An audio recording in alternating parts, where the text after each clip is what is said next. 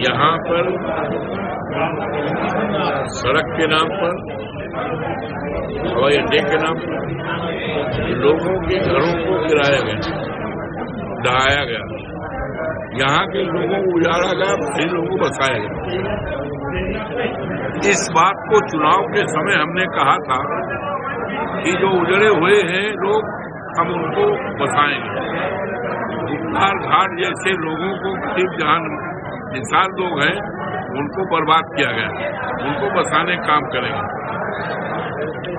और अब क्या हुआ है कि एक रेलवे लाइन बननी है, रेलवे लाइन बनने का कहीं कोई इतराज नहीं बने, लेकिन जो प्रस्तावित थी चुनाव पहले उसको हटा करके अब नया प्रस्ताव कर दिया है कि जहां पर 150-200 मकान रह जाएंगे और मकान गरीबों के हैं। और ये 24 के चुनाव के पहले पुराना जो प्रस्ताव था वो सबको सहमति थी, लेकिन जब चुनाव अयोध्या से हारे, योगी बाबा आए तो उन्होंने उस अलाइनमेंट को खत्म करके ऐसी जगह से अलाइनमेंट कर दिया जिसमें 2-2.5 लोगों का घर बिल्कुल ढाया जाएगा, बुलडोजर चलेगा। हम समाजवादी पार्टी के लोग किसी भी कीमत पर इनके इस काले कारनामे को चलने नहीं देंगे। निश्चय किया है, मौके पर देखा भी है। हम चाहते हैं आप लोग भी जाकर देख लो, इनकी मुसीबत देख लो और इनका काला कारनामा देख लो और इसको देश तक पहुंचाओ। ये काला कारनामा तो टोपी वालों कहते हैं, लेकिन इनका तो काला कारनामा ही कारनामा है।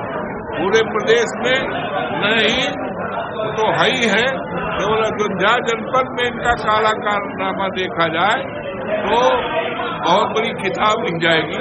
तो इसलिए आज इसका था कि इन्होंने और बाबा ने जो टोपी पे कमेंट किया है, लाल टोपी की समाजवादी पार्टी लाल टोपी पहनते हैं, लेकिन इनका कारनामा काला है। पता नहीं बाबा को लाल टोपी से क्यों इतना नफरत है, क्यों जुड़ाव है। इनको इस पर डर है, जैसे अयोध्या में लाल टोपी ने इनको हराया है और देश में इनके मुंह में कालिक लगाया है, उसी तरह से इनको पता है कि जो 22 का चुनाव हो रहा है, 10 का चुनाव हो रहा है, ये उपचुनाव हो रहा है, इसमें इनका पूरी तरह से सफाया होगा। और सफाया दूसरा कोई नहीं बल्कि लाल टोपी वाले ही करेंगे।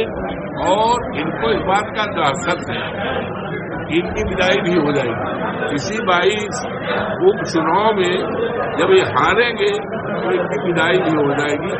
इसलिए ये दहशत में है और बेबुनियादी तौर पर समाजवादी पार्टी पर बात करते हैं। तो काला कारनामा क्या है?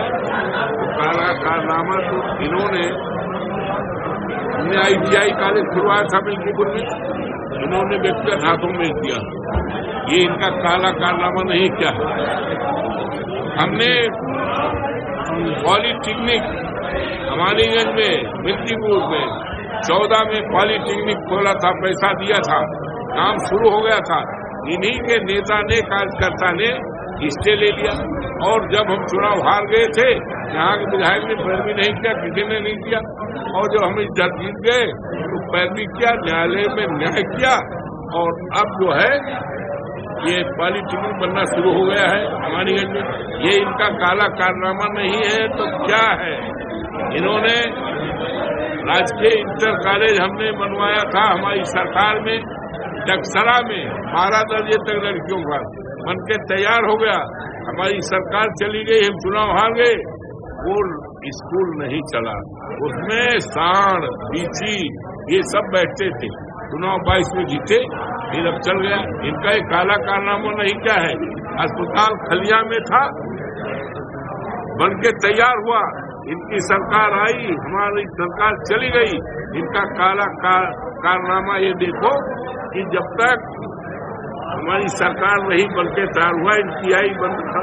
फिर हम चुनाव जीते, अब अस्पताल चल गया।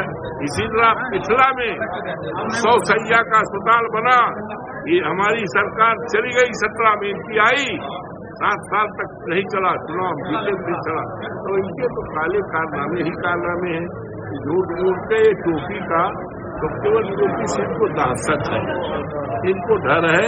और ये टोपी इनका सफाया 27 में इनका सफाया होगा। ये विपक्ष में बैठने लायक भी तादाद नहीं रहेगी। 27 में चुनाव होगा, 50 सीट भी नहीं पाएंगे। 50 सीट अगर पा जाएंगे हम राजनीति छोड़ देंगे।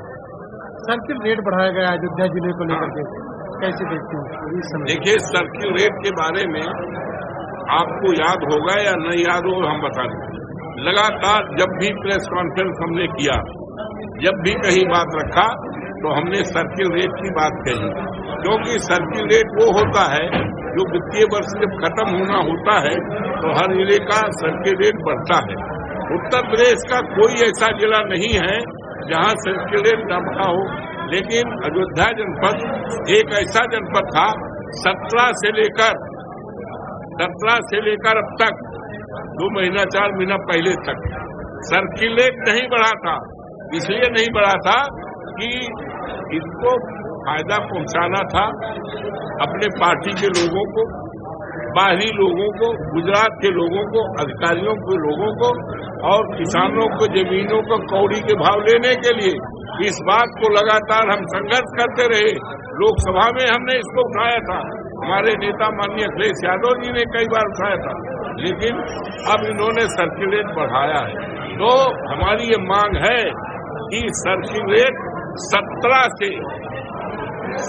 से सर्किल रेट बढ़ाया जाए और 17 से जो जमीनें बिकी हैं उस रेट से किसानों को उनकी जमीन का मूल्य दिलाया जाए।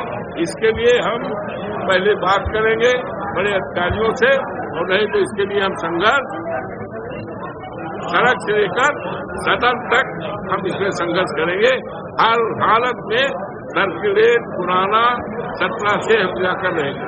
रेलवे लाइन दिखाई जा रही है जिसमें सैकड़ों घर क्षतिग्रस्त होंगे, उसको लेकर के क्या करेंगे? ऐसा है, सच तो आप जानिए कि रेलवे लाइन प्रस्तावित थी, किसी को कोई ऐतराज नहीं है। खाली जमीन पे या जिस जमीन पे जा उस पर कोई ऐतराज नहीं था। लेकिन जैसे भारतीय जनता पार्टी 24 में लोकसभा चुनाव हारी और वहां के देवपुर जनता ने हमें जिताया, अयोध्या के सभी का आशीर्वाद, भगवान का आशीर्वाद, प्रभु का सबके हम जीते। तो उसके बाद हमारे जीतने के बाद और भारतीय जनता पार्टी के हारने के बाद इन्होंने योगी बाबा ने आकर के अलाइनमेंट चेंज करा दिया। जहां से प्रस्तावित था उस अलाइनमेंट को चेंज कराकर ऐसा अलाइनमेंट कर दिया जहां पर 150, 200, 300 मकानात बने हैं, 2-2 मंजिला मकान बने हैं। और अब जब इस नए अलाइनमेंट से बनेगा तो इनका ध्वस्तीकरण होगा। तो इस ध्वस्तीकरण को हम लोग किसी कीमत पर होने नहीं देंगे। कल हम लोग गए थे, पवन जी ने हमें बताया था, तो आज ये तमाम सैकड़ों लोग आए हैं, उनकी दर्द को आपने सुना भी है। हम चाहते हैं आप जाकर मौके पर देख लो। और 4 तारीख को हम दिल्ली में जा रहे हैं, हमारे साथ पवन जी जाएंगे और जिनकी जमीनें हैं उसमें सब तो नहीं 2-4 लोग जाएंगे। हम तेल मंत्री से मिलेंगे, इस संबंध में जरूरत पड़ेगी तो हम प्रधानमंत्री तक मिलेंगे। किसी भी कीमत पर हम इनके जमीनों को, इनके घरों को गिराने नहीं देंगे। और पूरी तरह से जो पुराना अलाइनमेंट था जिसको रेल विभाग भी सहमत था, चाक बेलिंग भी लग गई थी, उससे ये रेल लाइन बने, हम लोगों को इतराज नहीं है।